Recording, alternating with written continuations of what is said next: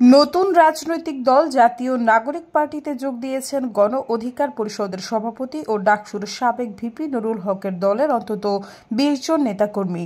নুরুল হক দাবি করেছেন, এই নেতাদের কয়েকজনকে ১০ কোটি টাকা ও এমপি করার প্রলোভন দেখিয়ে এনসিপিতে নেওয়া হয়েছে। তবে এনসিপির জ্যেষ্ঠ যুগ্ম আহ্বায়ক সামান্তা শারমিন এই অভিযোগকে সর্বৈব মিথ্যা বলে আখ্যায়িত করেছেন। গত ২৮ ফেব্রুয়ারি রাজধানীর মানিক মিয়া এভিনিউয়ে এনসিপির আনুষ্ঠানিক আত্মপ্রকাশ হয়। অন্তর্বর্তী সরকার থেকে পদত্যাগ করে এই দলের আহ্বায়ক হয়েছেন নাহিদ ইসলাম। নতুন দলের আত্মপ্রকাশের পরদিন ১ মার্চ বিকেলে বিজয়নগরে গণ অধিকার পরিষদের কেন্দ্রীয় কার্যালয়ে সংবাদ সম্মেলন ডাকেন নুরুল হক।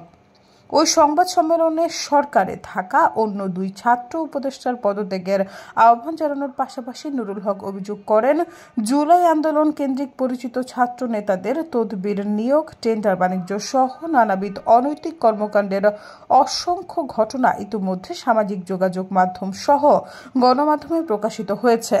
এমনকি এনসিপির আত্মপ্রকাশ অনুষ্ঠানেও জেলা প্রশাসকের নোটিশে ঢাকার অনুষ্ঠানে অংশগ্রহণের মতো বিষয় দেখা গেছে।